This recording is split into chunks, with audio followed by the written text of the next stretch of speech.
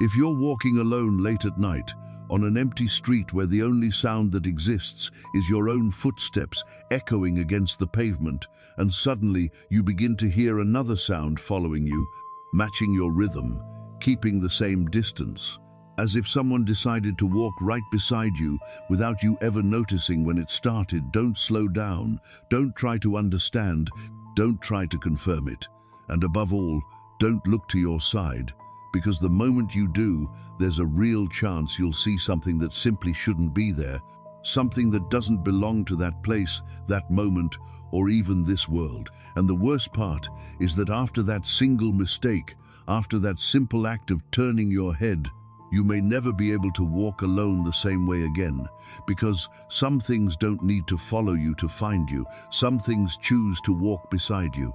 This happened to me many years ago, during a carnival in a small countryside town, the kind of place where time seems frozen, where everyone knows each other by name, where doors stay open during the day, and where there's a false sense of safety that only exists while there's noise, light, and movement.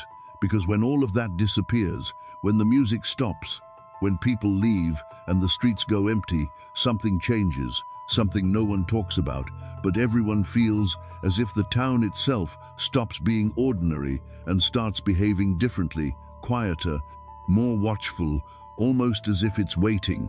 That night, the party was full like always.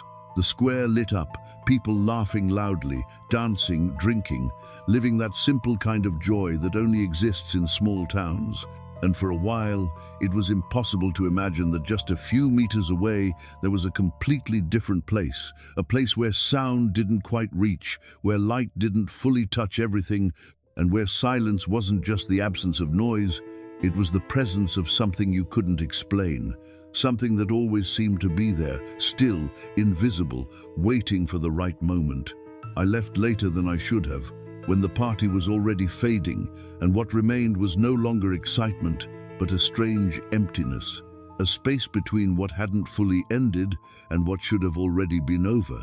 And when I started walking back to my aunt and uncle's house, around 4:30 in the morning, the music still existed far away, distorted, almost unrecognizable, as if it were coming from somewhere else, while around me, everything was already completely empty, and the only sound that truly existed was my own footsteps, dry, steady, echoing louder than they should, as if the silence was amplifying every movement I made. The path wasn't long, but there was one specific point that always bothered me more than anything else. A stretch I avoided looking at directly even during the day, and that at night became something completely different. An old abandoned train station, frozen in time, consumed by rust, with peeling walls, broken windows, and overgrown weeds surrounding it, as if trying to hide what was inside, or maybe prevent something from getting out, because the problem was never just how that place looked. It was the feeling, a constant sense that something was wrong there, something that didn't make sense, something that seemed to be watching even without eyes. As I approached the station that early morning, I felt it again, that unexplainable presence, that impression that if I stopped walking for even a second, something else would stop at the exact same time, as if my movement was being followed, synchronized with something I couldn't see, and it was at that exact moment, without any warning, without any different sound, that I realized I was no longer completely alone. There was someone ahead of me, walking in the same direction, a few meters in front, and it was a woman, an older woman, with a posture too rigid to be natural, with slow, perfectly consistent steps, as if every movement was calculated and repeated countless times, and the dress she wore felt out of place in time, long, dark, far too old for that setting, as if she didn't belong to that era.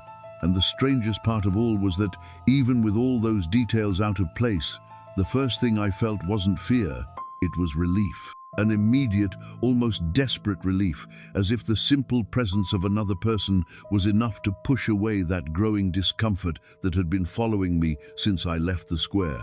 And without thinking, almost automatically, I quickened my pace until I reached her, as if somehow being next to her made everything feel safer, more normal, more explainable. "Good morning." My voice came out lower than I expected, almost hesitant, as if part of me already knew something wasn't right, but still tried to act as if everything was normal. And her reaction was minimal, almost non-existent, because she didn't answer, didn't fully turn her head, didn't slow down. She just made a small movement, her head, a dry, mechanical gesture, as if it wasn't a conscious response, but just a repetition of something done many times before, and then she kept walking exactly the same way. That should have been enough to make me stop, to make me realize something was wrong, but it wasn't, because at that moment I was still holding on to the idea that it was a normal situation, that she was just a quiet person, tired, maybe not in the mood to talk. And so I tried again, trying to fill that silence that was slowly becoming too uncomfortable. The party was packed tonight, right, really hot too, but there was no response, no reaction, not even the slightest change in her pace, and all that remained between us was the sound of footsteps, side by side, walking together down that empty street. And it was exactly at that point, in that seemingly small detail, that something started to feel wrong inside my mind. Because my footsteps made sense, they hit the pavement at the right time with the expected sound, but hers didn't. There was a subtle delay, a barely noticeable mismatch, as if the sound wasn't synchronized with the movement, as if it came a second later than it should, and the more I paid attention, the more impossible it became to ignore. As if that small difference started growing inside my perception, becoming more and more wrong. I tried to ignore it, tried to convince myself it was just my imagination, but then I noticed something else, something even more disturbing. She wasn't moving her arms. They stayed completely still at her sides, without any natural swing, without any variation, as if they weren't part of her movement at all, like fixed pieces. And on top of that, she wasn't looking at anything. Not at me, not at the street, not at the station that was getting closer and closer. It was as if she wasn't truly present, as if she was just executing a continuous action, without awareness, without intention, without life. And then, without me noticing exactly when it happened, we reached the front of the station, and everything changed.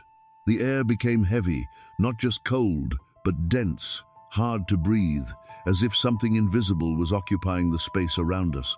The wind completely stopped, as if it had been turned off, and the distant sound of the party, which until then still existed as a faint echo, disappeared. It didn't fade, it didn't get quieter, it simply ceased to exist, as if it had never been there. And it was at that moment, for the first time since everything began, that I knew with absolute certainty one thing: I shouldn't look at her. But there was something worse, much worse, because even without looking, even keeping my face fixed forward, I began to notice a subtle change, almost imperceptible, something that didn't make sense, something my body noticed before my mind could fully understand. The presence beside me no longer felt exactly beside me. At that moment, something inside me completely froze, because it wasn't just fear or imagination, it was a real, physical perception that the presence that had been walking beside me no longer occupied the same space, as if it had moved without crossing the distance between one point and another, without making any different sound, without changing the rhythm of the steps, as if it had simply stopped being there, and yet still was. And then, against everything my instinct screamed for me not to do, I slowly turned my head, with that heavy feeling that I already knew what I was about to see, or worse, what I wasn't going to see.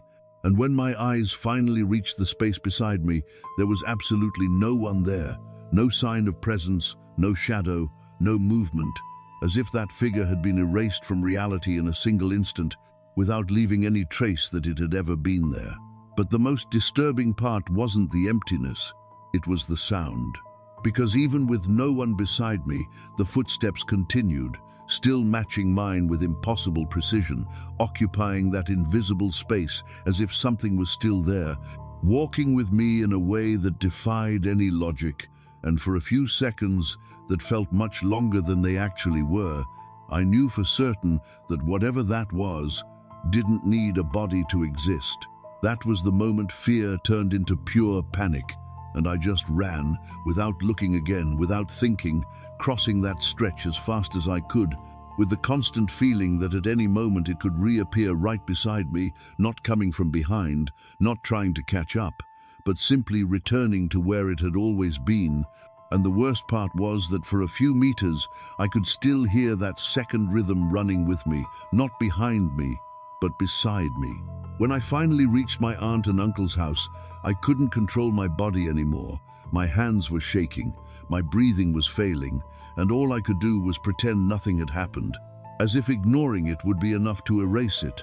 But the next day, still with that feeling stuck to me, I told what had happened, described every detail, and while I spoke, I noticed some people avoided looking at me, as if they already knew exactly what I was talking about. That's when an older man interrupted me, looked straight at me with a seriousness that wasn't doubt, and said something that made everything worse, because there was no surprise in his voice, only certainty. You saw the woman from the station, and no one laughed, no one questioned it, because according to him, it had happened before, many times, always the same way. Always in that same stretch, always ending the same way, with the disappearance, and sometimes with the footsteps continuing. They say that many years ago, a woman died near that station, waiting for someone who never came back. And since then, every now and then, she appears, walks beside someone, and then disappears, as if she had never been there. But I don't know what walked with me that night. I only know that since that day, I've never been able to ignore the sound of my own footsteps, because in places that are too quiet, I still feel like there's a second rhythm, walking perfectly right beside me.